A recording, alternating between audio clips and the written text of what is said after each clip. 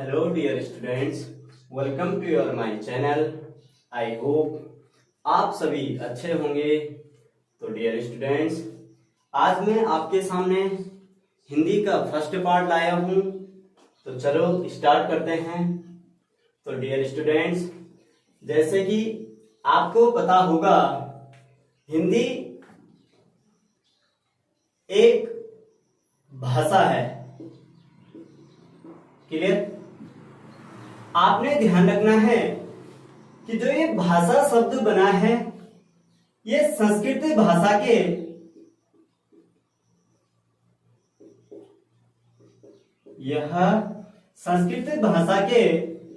भाष धातु शब्द से बना है। ध्यान रखना। क्लियर? मैंने कहा कि हिंदी अपने आप में एक भाषा है।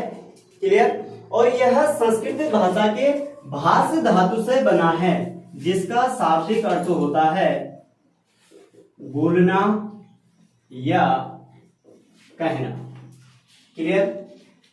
तो आपने ध्यान रखना है, जिसका शाब्दिक अर्थ होता है बोलना या कहना।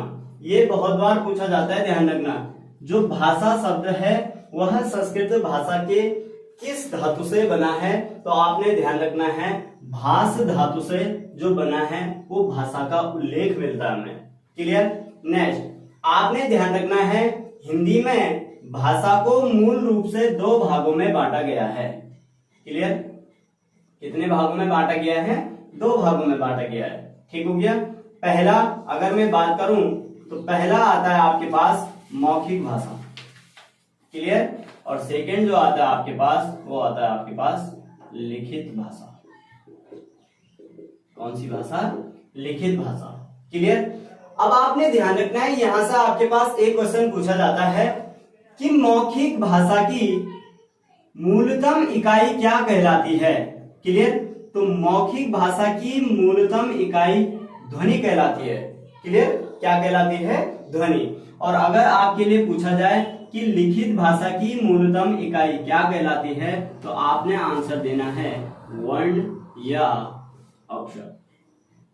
क्लियर? आगे समझ में? ठीक हो गया? तो देखो, मैंने कहा कि हिंदी अपने आप में भाषा है और भाषा को दो भागों में बांटा गया है। पहला है मौखिक भाषा और दूसरा आपके पास लिखित भाषा। ठीक हो गया? अब नाम से ही पता चल रहा है कि मौखिक भाषा वह भाषा जिसका प्रयोग हम मुंह से करते हैं। ठीक हो गया? और आपको नाम से भी पता चल रहा है मौखिक अर्थात जिसका उपयोग हम अपने मुंह से करते हैं। क्लियर? और मौखिक भाषा तो मुंह से आपको पता है कि ध्वनि निकल रही है। क्लियर? जैसे मैं पढ़ा रहा हूं तो मेरे मुंह से क्या निकल रही है? ध्वनि अर्थात आवाज निकल रही है। तो मौखिक भाषा की जो मूलतम इकाई कहलाती है वो ध्वनि कहलाती है। क्लियर? नेक्स्ट, सेम कंडीशन लिखित भाषा। आगे सुन में नाम से ही पता चल रहा है, यानी कि लेखन विधि को, और लेखन विधि का जो मूलतम इकाई होगा वो क्या होगा? वर्ण अर्थात अक्षर। क्लियर? अब आपने एक पॉइंट ध्यान रखना है, मैंने कहा भाषा। क्लियर? भाषा से 3 पॉइंट आपने ध्यान रखने हैं। क्लियर? पहला पॉइंट आपने ध्यान क्या रखना है? देखो, अगर आपके लिए क्वेश्चन पूछा जाए कि भाषा की मूलतम इकाई क्या कहलाती है, पहला पॉइंट ध्यान रखना, तो भाषा की जो मूलतम इकाई जो कहलाती है वो कहलाती है आपकी वर्ण। क्लियर हो गया? नेक्स्ट, सेकेंड क्वेश्चन आएगा कि भाषा की सार्थक इकाई। ये बड़ा अच्छा पॉइंट है, ध्यान रखना, इसको अंडरलाइन कर देना। ये पूछा जाता है और बड़े कंफ्यूजन हो जाते हैं बच्चे, ध्यान रखना। ठीक हो गया? क्वेश्चन आएगा कि भाषा की जो सार्थक इकाई कहलाती है वह, ध्यान रखना, शब्द कहलाता है। ये ध्यान रखना। क्लियर हो गया? और नेक्स्ट, तीसरा पॉइंट आपने ध्यान रखना है कि भाषा की पूर्ण इकाई। ध्यान रखना, कौन सी इकाई? पूर्ण इकाई। तो भाषा की जो पूर्ण इकाई कहलाती है वो कहलाती है आपकी वाक्य। क्या कहलाती है? वाक्य कहलाती है। ठीक हो गया? तो डियर स्टूडेंट्स, आपने ध्यान रखना है कि हिंदी अपने आप में एक भाषा है और यह संस्कृत भाषा के भाष धातु से बना है, जिसका शाब्दिक अर्थ होता है बोलना या कहना। क्लियर?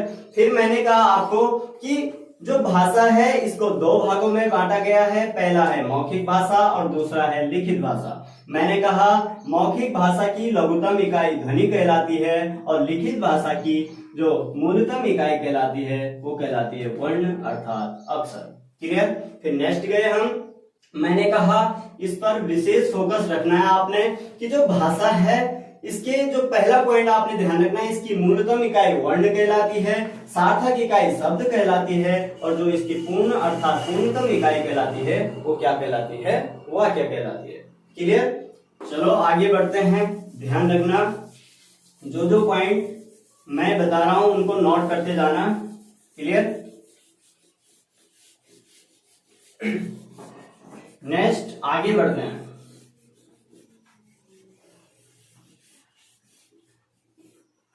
आगे चलते हैं। मैंने कहा आपको कि हिंदी अपने आप में एक क्या है, भाषा है। क्लियर। अब आपने ध्यान रखना है कि हिंदी अपने आप में एक भाषा है तो जाहिर सी बात है कि भारतीय संविधान में इसका उल्लेख होगा। क्लियर। क्या होगा, इसका उल्लेख होगा। अब कैसे इसका उल्लेख होगा, भारतीय संविधान में किस भाग में इसका उल्लेख होगा, किस अनुच्छेद में इसका उल्लेख होगा और किस अनुसूची में इसका उल्लेख होगा। तो आपने पहले तो ध्यान रखना है, मैं बात करूं अगर भारतीय संविधान की, किसकी बात करूं मैं, भारतीय संविधान की। तो भारतीय संविधान की अगर मैं बात करूं तो आपको पता होना चाहिए कि भाग, अनुसूची और अनुच्छेद। क्लियर। तो अगर मैं वर्तमान बात करूं भारतीय संविधान में टोटल जो कुल भाग हैं वो हैं 22। क्लियर। अगर अनुसूची की बात करूं तो अनुसूची है आपके पास 12 और कुल अनुच्छेद जो हैं वर्तमान में है वो है आपके पास 395। क्लियर। आगे सुनो। मैं अब मैंने कहा हिंदी भाषा है तो जाहिर सी बात है कि भारतीय संविधान में भाषा का उल्लेख होगा। तो आपने ये 3 पॉइंट ध्यान रखने हैं। ठीक हो गया कि भाषा का उल्लेख भारतीय संविधान के किस भाग में है, किस अनुसूची में है और किस अनुच्छेद में है। क्लियर। तो ध्यान रखना आपने भाग 17, अनुसूची 8 और अनुच्छेद की अगर मैं बात करूं आर्टिकल 343 से 351 तक भाषा का उल्लेख मिलता है। क्लियर। तो डियर स्टूडेंट्स, आपने ध्यान रखना है कि भारतीय संविधान में वर्तमान में 22 भाग हैं, अनुसूचियां 12 हैं और अनुच्छेद 395 है। क्लियर। उसके बाद आपने ध्यान रखना है, मैंने कहा हिंदी अपने आप में भाषा है तो भाषा का उल्लेख भारतीय संविधान में भाग 17, अनुसूची 8 और अनुच्छेद 343 से 351 में भाषाओं से संबंधित उल्लेख मिलता है। क्लियर। तो ये भी आपने ध्यान रखना है। ठीक हो गया।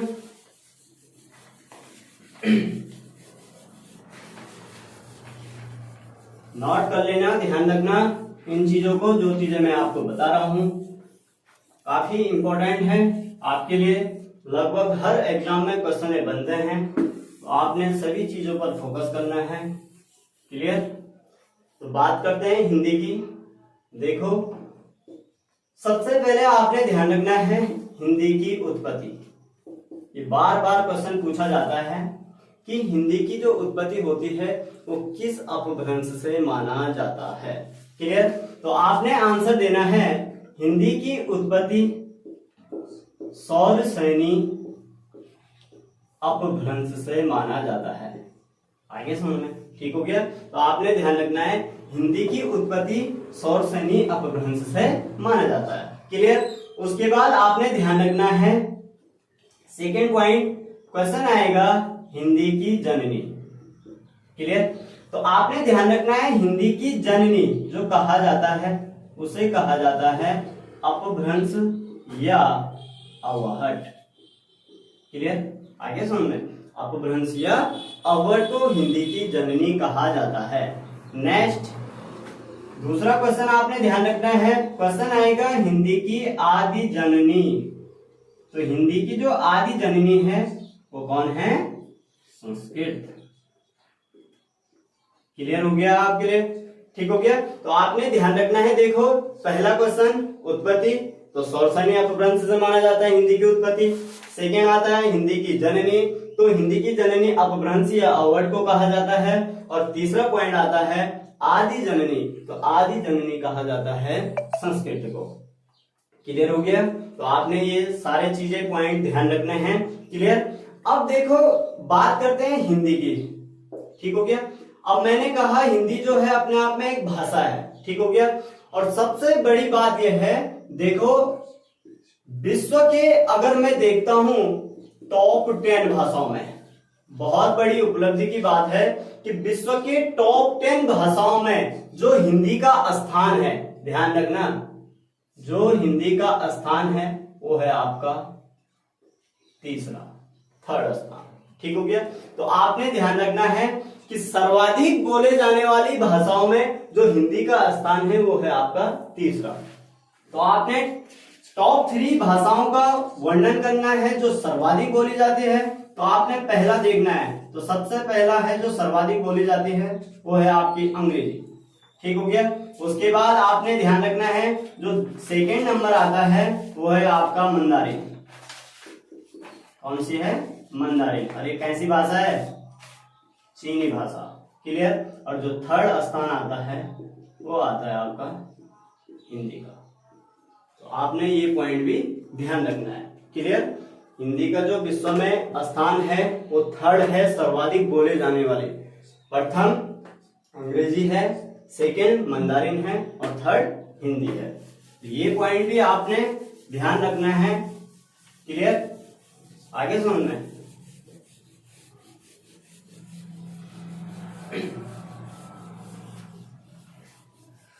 अगला चलते हैं जो बार बार एग्जाम में पूछा जाता है, लगभग हर एग्जाम को उठा के ले चलो।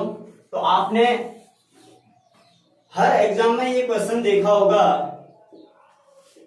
हिंदी भाषा का विकास कर्म छाटिए।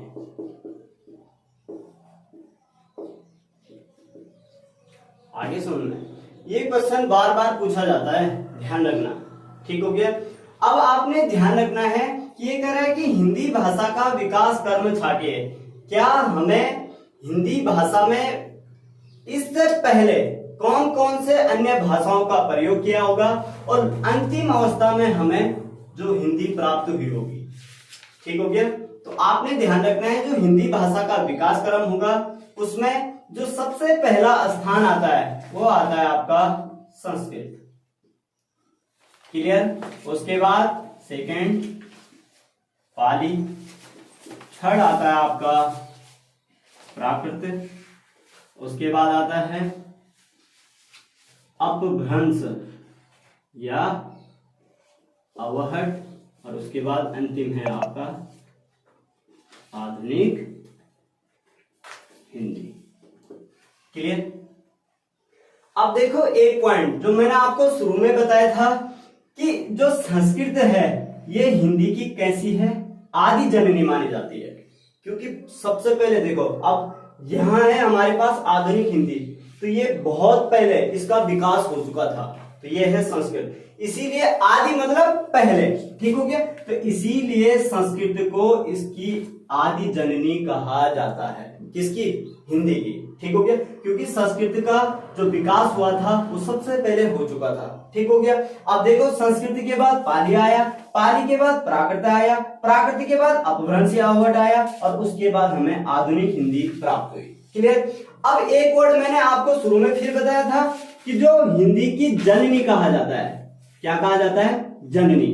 आगे समझ में, क्या कहा जाता है? जननी। अब जैसे मैं अगर स्वयं की अगर मैं बात करूं, जैसे हमारी जननी तो हमारी माता है।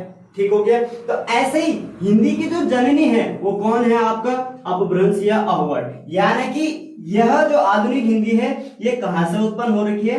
अपभ्रंश या अवहट से उत्पन्न हो रखी है और उसके बाद हमें क्या प्राप्त हुआ? आधुनिक हिंदी प्राप्त हुआ। तो ये इसकी जननी है और ये इसकी आदि जननी है। कौन? संस्कृत। क्योंकि इसका विकास बहुत पहले हो चुका था। क्लियर? इसीलिए इसको आदि जननी कहा जाता है और इसको हिंदी की जननी कहा जाता है। क्लियर हो गया? तो ये पॉइंट आपने ध्यान रखना है और ये जरूर एग्जाम में पूछा जाता है। अब कैसे पूछा जाता है, देखो कैसे आपके लिए क्वेश्चन बनेगा कि हिंदी का विकास क्रम छाटिए। अब आपके लिए ऑप्शन बनाएगा वो, देखो जैसे मैंने दे दिया संस्कृत, उसके बाद मैंने बीच में डाल दिया प्राकृत, ठीक हो गया। उसके बाद फिर मैंने पाली डाल दिया, ठीक हो गया। उसके बाद ऐसे ही सेम कंडीशन आधुनिक हिंदी, ठीक। उसके बाद अपभ्रंशीय अववर्ड, ठीक हो गया। ये ऑप्शन बना दिया। उसके बाद बी ऑप्शन मैंने आगे डाल दिया पाली, फिर डाल दिया प्राकृत, फिर अपभ्रंशीय अववर्ड, फिर आधुनिक हिंदी, ठीक हो गया। ऐसे सिमिलरली सेम कंडीशन में अगला बना दिया मैंने, पहले लिया है मैं प्राकृत को, ठीक हो गया। उसके बाद अपभ्रंशीय अववर्ड, उसके बाद अन्य डाल दिए, ठीक हो गया। और उसके बाद मैंने डी ऑप्शन लिख दिया नॉन ऑफ दीज, क्या डाल दिया? नॉन ऑफ दीज, अर्थात इनमें से कोई नहीं, ठीक हो गया। तो देखो पहला क्रम जो होगा जैसे संस्कृत, पाली, प्राकृत ऐसे करके, तो आपने इसका क्रम ध्यान रखना है। इसीलिए तो कह रहा हूं मैं कि इसका क्रम आपने ध्यान रखना है, ठीक हो गया। बाकी ऑप्शन में कुछ भी हो, अगर आपको उसका क्रम याद है तो आपने उस पर सटीक आंसर मानना है, ठीक हो गया। तो वो आपके लिए आंसर होगा जो आपने सटीक आंसर रखा होगा कि संस्कृत पहला नंबर पे है, उसके बाद पाली है, उसके बाद प्राकृत है और उसके बाद अपभ्रंशीय अववर्ड है और उसके बाद क्या आता है? आधुनिक हिंदी। क्लियर? तो ये पॉइंट आपने ध्यान रखने हैं। आगे सुनना, तो कई बार क्वेश्चन को इस तरीके से देता है आयोग, ठीक हो गया। तो आपने ध्यान रखना है, ठीक हो गया। अब पहला पॉइंट चलते हैं हम संस्कृत पे, ठीक हो गया। पहला पॉइंट आपने ध्यान रखना है। देखो एक पॉइंट तो मैंने आपको पहले ही बता दिया है कि संस्कृत को क्या कहा जाता है? हिंदी की आदि जननी कहा जाता है। क्लियर? पहला पॉइंट आपके लिए क्लियर हो चुका है, ठीक हो गया। दूसरा आपके लिए संस्कृत जो है ये इंपॉर्टेंट क्यों है, ठीक हो गया। आपने देखा होगा हमारे जो मूलभूत ग्रंथ हैं, ये रचनाएं हैं, ठीक हो गया, हिंदी में देखा जाए तो, और प्रमुख जो ग्रंथ माने जाते हैं वो सारे संस्कृत भाषा में है, ठीक हो गया। इसलिए ध्यान रखना, जैसे एक एग्जाम्पल दूं मैं आपको, जैसे रामायण हो गया, महाभारत हो गए, ये हमारे प्रमुख महाग्रंथों में से एक माने जाते हैं। तो इनमें भी संस्कृत भाषा का उपयोग हुआ है, ठीक हो गया। तो जैसे ही देखो मैंने कहा कि संस्कृत में जो रामायण महाभारत है इनमें संस्कृत भाषा का प्रयोग किया गया है, इसलिए इस कथन के आधार पर संस्कृत को देव भाषा या देववाणी के नाम से भी जाना जाता है, क्योंकि अनेक जो ग्रंथ है हमारे उनमें संस्कृत का प्रयोग किया गया है, इसलिए इसको देव भाषा या देववाणी के नाम से भी जाना जाता है। क्लियर? तो तीसरा पॉइंट आपने ध्यान रखना है संस्कृत से, ठीक हो गया। देखो संस्कृत अपने आप में आर्यों की प्रमुख भाषा मानी जाती है, ठीक हो गया। जो आर्य लोग थे, ठीक हो गया, इनकी प्रमुख भाषा क्या थी? संस्कृत थी, इसीलिए संस्कृत को आर्य भाषा के रूप में भी जाना जाता है। क्लियर? तो आपने ये पॉइंट संस्कृत से रिलेटेड थे और ये आपने ध्यान रखना है। क्लियर? तो पहला पॉइंट आपने क्लियर हो गया कि संस्कृत से रिलेटेड जो मैंने आपको पॉइंट बताया कि यह हिंदी की आदि जननी है, इसे देव भाषा या देववाणी के नाम से जाना जाता है। क्लियर? और यह अपने आप में आर्यों की प्रमुख भाषा थी, इसलिए इसे आर्य भाषा के रूप में भी जाना जाता है। क्लियर? नेक्स्ट सेकेंड नंबर आता है आपका पाली। क्लियर? आगे सुन लें, सेकेंड नंबर आता है आपका पाली का। अब कैसे पाली भाषा का विकास हुआ होगा और पाली भाषा का संबंध जो माना जाता है वो किस धर्म से माना जाता है। क्लियर? तो देखते हैं पाली भाषा की ओर बढ़ते हैं। क्लियर? दूसरा चलते हैं आपके साथ पाली भाषा, ठीक हो गया। तो देखो पाली भाषा जो है इसका संबंध जो माना जाता है वो किस धर्म से माना जाता है? तो ये माना जाता है आपका बौद्ध धर्म से। क्लियर? और बौद्ध धर्म का संस्थापक आपको पता ही होगा कौन थे? गौतम बुद्ध। आगे सुनना, ठीक हो गया। इसी गौतम बुद्ध को किस नाम से जाना जाता है? लाइट ऑफ एशिया, ठीक हो गया। क्या कहा जाता है? लाइट ऑफ एशिया, अर्थात एशिया की ज्योति। क्लियर? आपने ध्यान रखना है कि गौतम बुद्ध का जो उपनाम है इसे लाइट ऑफ एशिया के नाम से जाना जाता है, अर्थात एशिया की ज्योति। अब क्यों कहा मैंने कि पाली भाषा का संबंध बौद्ध धर्म से है? क्योंकि आपने ध्यान रखना है जो गौतम बुद्ध थे इन्होंने अपने जो उपदेश दिए हैं, ध्यान रखना, जो गौतम बुद्ध ने अपने उपदेश दिए हैं तो ये ध्यान रखना इन्होंने किस भाषा में दिए हैं, पाली भाषा में। क्लियर, ठीक हो गया, किस भाषा में दिए हैं, पाली भाषा में। ठीक हो गया। बात करूं मैं गौतम बुद्ध की, आगे समझना है तो गौतम बुद्ध से आपने दो इंपॉर्टेंट क्वेश्चन ध्यान रखने हैं कि गौतम बुद्ध ने अपना प्रथम उपदेश, ये बार बार पूछा जाता है, ध्यान रखना, इसने अपना पहला उपदेश जो दिया वो किस स्थान पर दिया, तो ये है आपका सारनाथ। आगे समझ में, कहा दिया था, सारनाथ। और एक अन्य क्वेश्चन पूछा जाता है आपके लिए कि गौतम बुद्ध ने अपने सर्वाधिक उपदेश, कैसे उपदेश, सर्वाधिक उपदेश किस स्थान पर दिए हैं, तो श्रावस्ती। ध्यान रखना, किस स्थान पर, श्रावस्ती। ठीक हो गया। इसीलिए पाली भाषा का संबंध किससे है, बौद्ध धर्म से, और बौद्ध धर्म का संस्थापक गौतम बुद्ध को माना जाता है। ठीक हो गया। इसीलिए बुद्ध को लाइट ऑफ एशिया अर्थात एशिया की ज्योति भी कहा जाता है। ठीक हो गया। उसके बाद मैंने कहा कि गौतम बुद्ध ने अपने उपदेश किस भाषा में दिए हैं, पाली भाषा में, और पाली भाषा में इन्होंने अपना पहला उपदेश सारनाथ में दिया और सर्वाधिक उपदेश इन्होंने श्रावस्ती में दिया। क्लियर। तो पाली भाषा का संबंध मैंने आपको बता ही दिया है कि किस धर्म से है, बौद्ध धर्म से। क्लियर। नेक्स्ट आगे बढ़ते हैं, अगला है प्राकृत भाषा। क्लियर। तो थर्ड चलते हैं, प्राकृत भाषा। अब देखो प्राकृत भाषा, तो पहला पढ़ा हमने पाली, वो था बौद्ध धर्म से, और जो बात करूं मैं प्राकृत भाषा की, ये आपके जैन धर्म से। किस धर्म से है, जैन धर्म से। बात करूं मैं जैन धर्म की।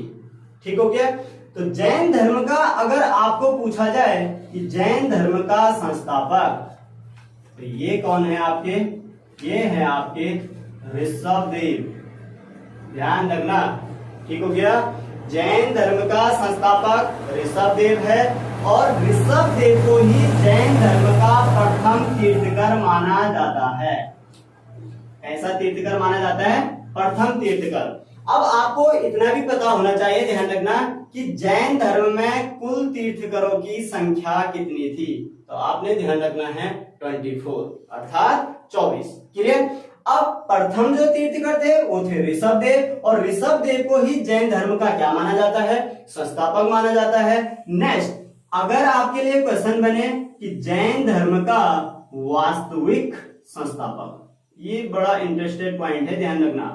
अगर जब तक आपके लिए क्वेश्चन में क्या ना पूछा जाए वास्तविक, आगे सुन में ध्यान रखना, जब तक लाइन में आपके लिए क्वेश्चन में वास्तविक ना हो तब तक आप ध्यान रखना, बिल्कुल क्वेश्चन को ध्यान से पढ़ना। अगर सिंपल संस्थापक बोले तब तो आपने ऋषभदेव करना है, लेकिन जब तक वास्तविक संस्थापक की बात नहीं आती, तो जैसे ही वास्तविक संस्थापक पूछा जाए तो आपने ध्यान रखना है महावीर स्वामी।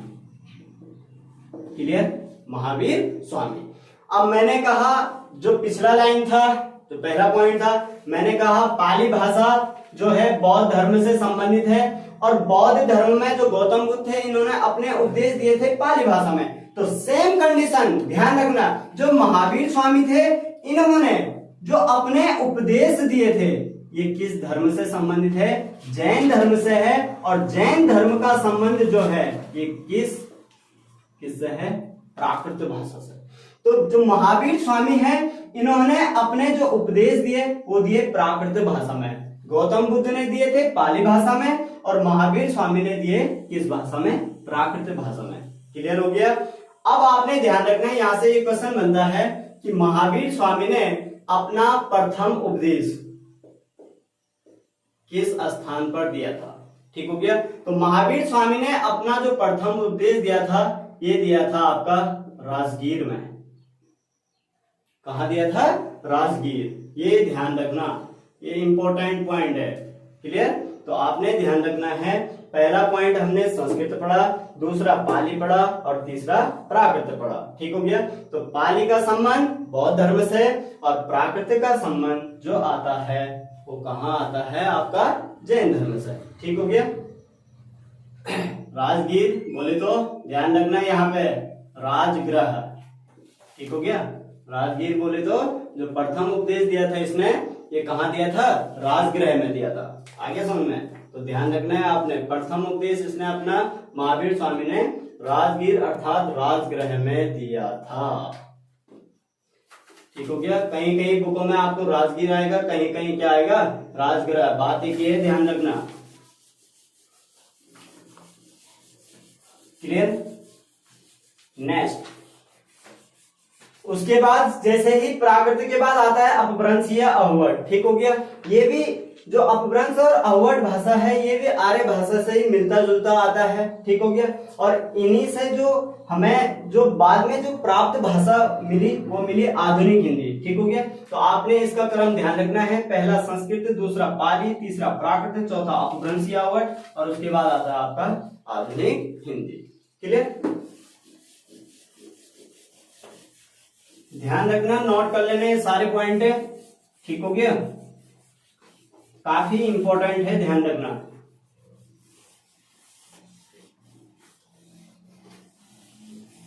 क्लियर? थोड़ा एक चार्ट के अनुसार समझा लेता हूं आपको। सबसे पहले हमने क्या पढ़ा, ध्यान रखना, इसको नोट कर लेना।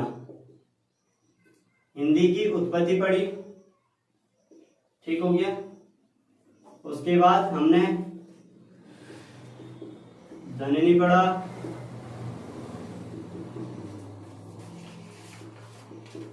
आदि जननी। ठीक हो गया। उसके बाद जो हिंदी है मैंने कहा तो यह है भाषा। तो भाषा का विकास हमने हिंदी भाषा का विकास में पढ़ा कि किस भाग में है, किस अनुसूची में है, किस अनुच्छेद में है। आगे समझ में? ठीक हो गया। क्लियर? तो ये पॉइंट है आपने ध्यान रखने हैं। ठीक। तो उत्पत्ति जो पढ़ा हमने वो क्या पढ़ा? सौर सैनी अपभ्रंश। क्लियर? जननी क्या पढ़ा हमने? जननी है इसकी अपभ्रंश या अवहट। आदि जननी कौन है? संस्कृत। हिंदी भाषा का उल्लेख, हिंदी अपने आप में भाषा है तो भाषाओं का उल्लेख मैंने कहा भाग 17, अनुसूची 8वीं। अनुच्छेद की अगर मैं बात करूं तो अनुच्छेद किसमें है?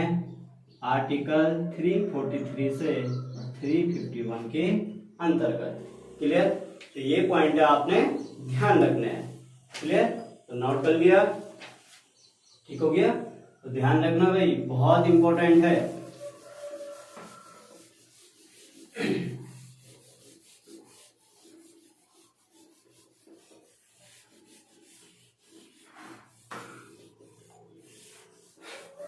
नेक्स्ट चलते हैं।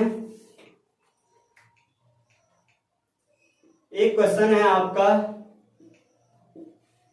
हिंदी दिवस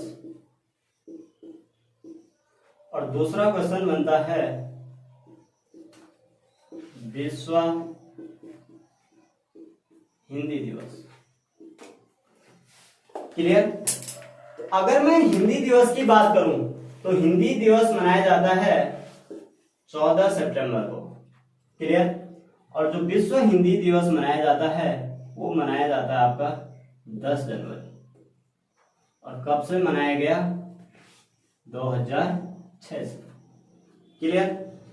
आपके लिए होमवर्क है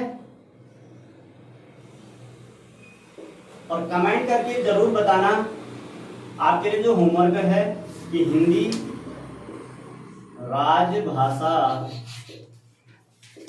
है या राष्ट्रभाषा। जरूर कमेंट करके बताना मुझे कि हिंदी राजभाषा है या राष्ट्रभाषा। यह आपके लिए पहला होमवर्क होगा।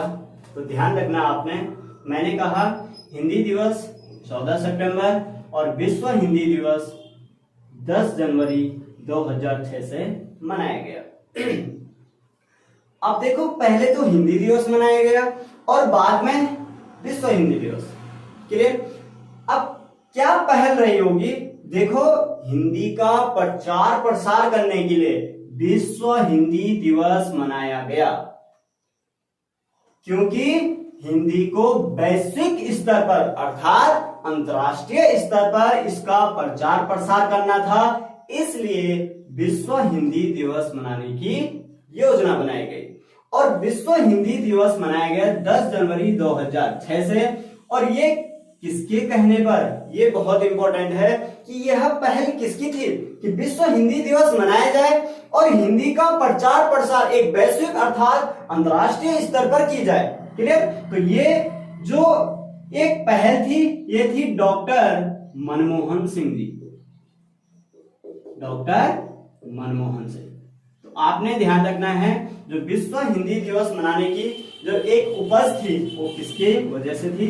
डॉक्टर मनमोहन सिंह के कारण। और इन्होंने 10 जनवरी 2006 से विश्व हिंदी दिवस मनाने की क्या की? घोषणा की। क्लियर? उसके बाद कल जब हम नेक्स्ट क्लास में आएंगे तो हिंदी दिवस के बारे में जो 14 सितंबर को मनाया जाता है, इसी से रिलेटेड जो होगा आपके लिए जो होमवर्क है कि हिंदी राजभाषा है या राष्ट्रभाषा, तो ये भी आपने ध्यान रखना है। क्लियर? तो आई होप आपको अच्छा लगा होगा। तो कल हम जब स्टार्ट करेंगे तो जो पहला टॉपिक रहेगा कि हिंदी राजभाषा है या राष्ट्रभाषा, तो इस पे कल हम डिटेल से वर्णन करेंगे। तो आज जितना भी मैंने आपको पढ़ाया जरूर इस पे मंथन करना और कल जैसे ही हम क्लास स्टार्ट करेंगे तो यहीं से क्लास स्टार्ट की जाएगी जहां पे एंडिंग हुआ है। तो मिलते हैं आपको नेक्स्ट वीडियोस में।